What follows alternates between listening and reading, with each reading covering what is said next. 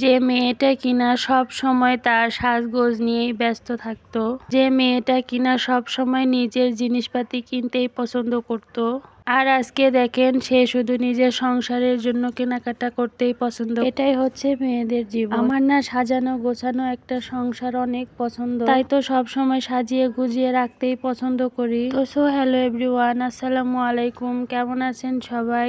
আশা করছি ভালো। প্রতিদিনের মতো একটা ডেইলি ব্লগ নিয়ে আপনাদের সাথে হাজির হয়ে গেলাম আমি ঢাকা সাভার থেকে। আপনারা কোথা থেকে অবশ্যই জানাবেন। আর প্রথমেই বলছি, ভিডিওটা যদি ভালো লাগে অবশ্যই ভালোবাসা দিয়ে পাশে থাকবেন ইনশাল্লাহ। একটু বিকেল বেলা একটু সাজুগুজু করছিলাম। আসলে রোজার মাস, বাইরে যাওয়া যায় না, এই জন্য ভাবলাম ঘরে একটু সাজুগুজু করি। সাজুগুজু করলে আসলে মনটাও ভালো লাগে, সবকিছু ভালো লাগে। প্রতিদিন তো সকালবেলা ঘর গোছাই, কিন্তু বিকেল হতে হতে আবার এলোমেলো হয়ে যায়, কারণ ওই যে আমার বাসায় দুইটা ছোট ছোট বেবি আছে। বিকেল বেলা বাবু ঘুমিয়ে যাওয়ার পর ভাবলাম যে বেডশিট গুলা একটু চেঞ্জ করে নেই। আর প্রতিদিন তো আমি একা একা ফোন স্ট্যান্ডে রেখে ভিডিও বানাই, আর আজকে ক্যামেরাম্যান কে জানেন? আমার হাজবেন্ড। আমার মনে হয় ঘরের বিছানাটা যদি সুন্দর করে পরিপাটি গোছানো থাকে তাহলে কিন্তু অনেক ভালো লাগে। যদিও বা এই যে বেডটা গোছালাম 5 মিনিটও থাকবে না, কারণ ওই যে বেবিরা আবার উঠে পড়বে বেডের মধ্যে। যাই হোক, কথা বলতে বলতে বেডশিটটা আমি বিছিয়ে নিলাম। হলুদ কালারের চাদরগুলো কেন জানি আমার অনেক পছন্দ, এই জন্য আমি সব সময় আমার বিছানার চাদরগুলো হলুদে নেওয়ার চেষ্টা করি। আর আজকে আমি 2 রুমেরই চাদরটা চেঞ্জ করব। 2 দিন ধরে চাদর চেঞ্জ করা হয় না, ভাবলাম যে আজকে চেঞ্জ করে ফেলি। তারপরে আবার বালিশের কভারগুলা এখন লাগিয়ে নিব আমি। আর ভিডিওতে একটা কথা বলে, আপনারা ধৈর্য হারা হবেন না, ধৈর্য ধরে কাজ করেন, ইনশাল্লাহ সফলতা পাবেন সবাই। কথায় আছে না, ধৈর্যের ফলে একটু মিষ্টি, বাট একটু দেরিতে আসে। তাই আমি বলতেছি, আপনারা মনোযোগ দিয়ে কাজ করেন, ইনশাল্লাহ আপনারাও কন্টেন্ট মনিটাইজেশন পেয়ে যাবেন ইনশাল্লাহ। সবারই একটা স্বপ্ন থাকে ফেসবুক থেকে কিছু একটা করবে, ইনশাল্লাহ সবাই পাবেন, একটু ধৈর্য ধরবেন শুধু। আর এই বিছানা গোছানোর সবচেয়ে প্যারা মনে হয় কি আমার জানেন? এই বালিশের কভারটা চেঞ্জ করা। ওর বাবার কাণ্ড দেখেন, আমি যখন এই বিছানা গোছাই ও দেখেন যা শুয়ে পড়ছে। সে এখন ভিডিও করা বাদ দিয়ে বিছানায় যা শুয়ে পড়ছে। আমি বললাম যে ওঠো, আমি বিছানাটা গোছাই। সে উঠবে না, বলতেছে আমার ঘুম ধরে। তেমন কিছু নাই আমার এই ছোট্ট সংসারটায়, যার তারপরেও যা কিছু আছে সব মিলিয়ে আলহামদুলিল্লাহ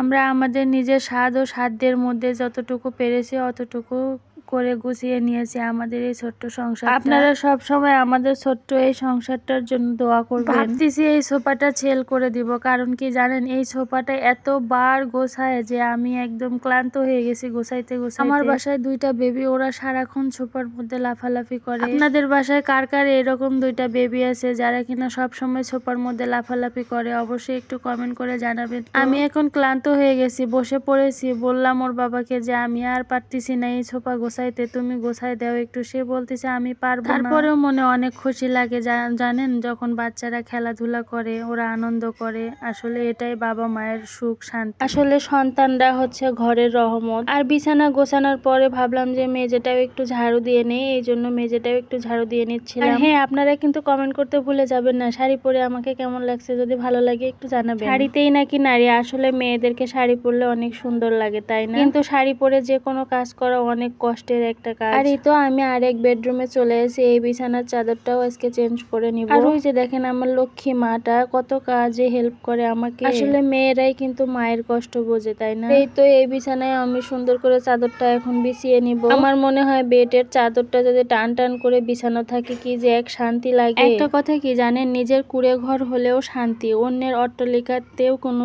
শান্তি নেই। আপনি যেখানে যান না কেন, কোথাও শান্তি লাগবে না। আপনার নিজের ঘরে যখন ঢুকবেন দেখবেন অন্যরকম এক শান্তি কাজ করবে। আর এই আমার একটা ছোট্ট শান্তির নীড়। আবারও কথা বলতে বলতে এই যে দেখেন বিছানার চাদরটা আমি সুন্দর করে বিছিয়ে ফেললাম। এখন আবার ইফতারেরও সময় হয়ে গেছে, আমি একটু তরমুজ কেটে নিব। আর এখন এই তো কম্পিউটারের যে চেয়ারটা, এটাতে আমি টাওয়ালটা সুন্দর করে বিছিয়ে দিলাম। নিজের ঘরগুলাতে কাজ করলে নিজেকে অন্যরকম এক শান্তি মনে হয়। একদিন আমি আমার বাসার পুরো হোম টুর আপনাদেরকে দিয়ে দিব ইনশাল্লাহ। আর এই তো এখানে ওর বাবা তরমুজ নিয়ে এসেছে, আমার ছেলে মেয়ে অলরেডি মাঝখান থেকে কিছুটা তরমুজ খেয়ে নিছে।